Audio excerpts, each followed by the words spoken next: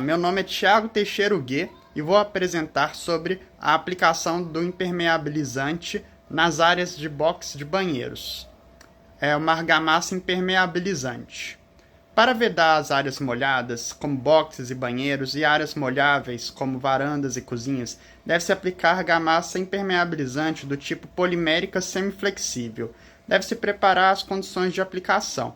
Primeiro, deve-se limpar a superfície e, em seguida, deve-se verificar que o contrapiso esteja regularizado, com caimento de 1% na direção do ralo.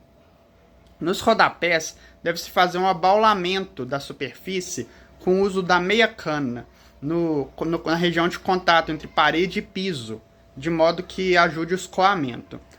Bom, o impermeabilizante deve ser aplicado com uma brocha e de maneira linear em toda a área do box. A primeira demão deve ser feita e depois de 6 horas, respeitando o tempo de cura, faça a segunda demão, de modo que seja revestida toda a área do box. Para a impermeabilização do box dos banheiros, deve-se posicionar uma tela de poliéster com 10 cm de largura na parede e no piso, especificamente sobre a meia cana de massa. Em seguida, aplica-se a argamassa sobre toda a superfície do piso e até uma altura de 40 cm nas paredes. Nos boxes, há a impermeabilização e também há o shaft, que o shaft é fechado com uma placa verde de gesso, e para isso deve haver uma preparação.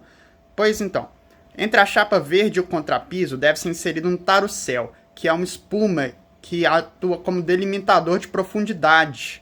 E assim é possível aplicar o selante, o mastique, à base de poliuretano. E no dia seguinte a essa preparação é possível aplicar a argamassa impermeabilizante. Em varandas cobertas, que é uma área molhável onde há apenas respingos, a tela de poliéster é posicionada na parede, piso e ralo com 10 cm e em seguida aplica-se a argamassa no rodapé e na parede até uma altura de 20 cm. Não é necessário aplicar sobre toda a superfície. Nas passagens hidráulicas, que são os ralos, deve-se aplicar a argamassa ao redor num raio de 30 cm do ralo e deve-se descer uma tela a 10 cm dentro do ralo.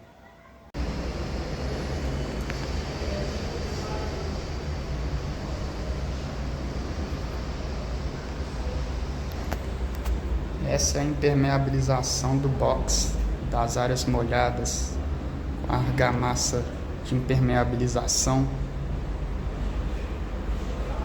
até 40 centímetros de altura no box.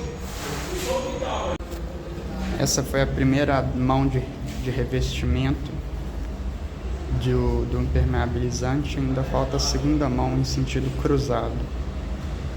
Chega até o ralo. Tem que passar também dentro do ralo, onde tem uma tela já.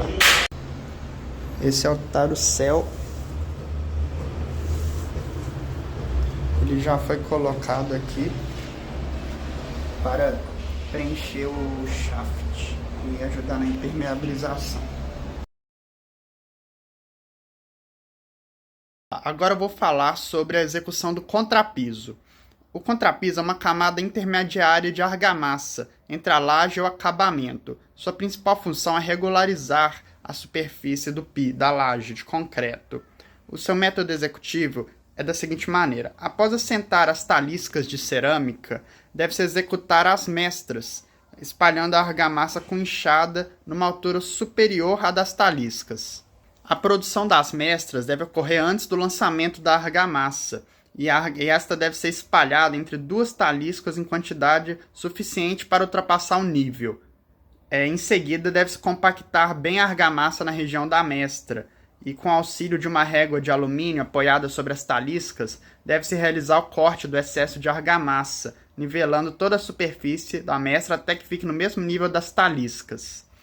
Bom, recapitulando o processo de execução do contrapiso. Deve-se lançar a argamassa sobre a base e espalhando com uma enxada até ficar no nível das mestras. E para uma espessura de até, no geral, 4,5 cm, que é o nível do contrapiso. Deve-se frisar que todas as marcações e o chumbamento das instalações elétricas na laje já devem estar finalizadas antes da execução. Bom, Em seguida, deve-se compactar a camada de argamassa com um soquete. E para sarrafear depois, sarrafeia toda a superfície com uma régua de alumínio apoiada sobre as mestras em movimento de vai e vem, raspando a superfície de argamassa até que atinja o nível das mestras. Imediatamente após o sarrafeamento, deve-se polvilhar cimento com uma peneira. E para o acabamento, deve-se desempenar a superfície, a argamassa, com uma desempenadeira. Por fim, deve-se respeitar a cura do contrapiso por no mínimo 24 horas, evitando a circulação de pessoas. A amarração entre os trechos do contrapiso durante a sua execução, que são feitos em etapas distintas, deve ser feita em formato jacaré, com cortes em zigue-zague e não de forma linear. Nessa sala foi aplicado o contrapiso, foi executado o contrapiso. Pode-se notar o aspecto afarofado com a ajuda do sarrafo foi feito.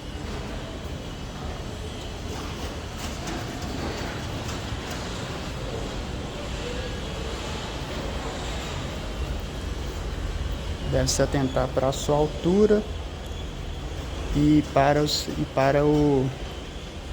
sua regularização com uma desempenadeira.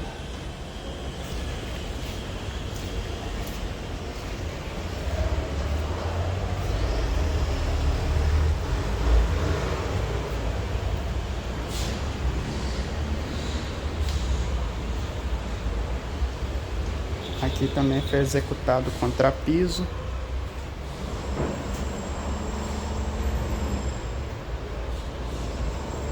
Foi necessário colocar taliscas inicialmente para o começo da atividade. E a argamassa deve ter seu traço específico. Sobre a execução do contrapiso, quanto ao traço utilizado, a argamassa deve ter baixa umidade, de tal modo que o cimento se misture com a areia sem empastar, resultando na consistência afarofada, de farofa. O traço deve ser de 1:3, 1 de cimento e 3 de areia, em volume.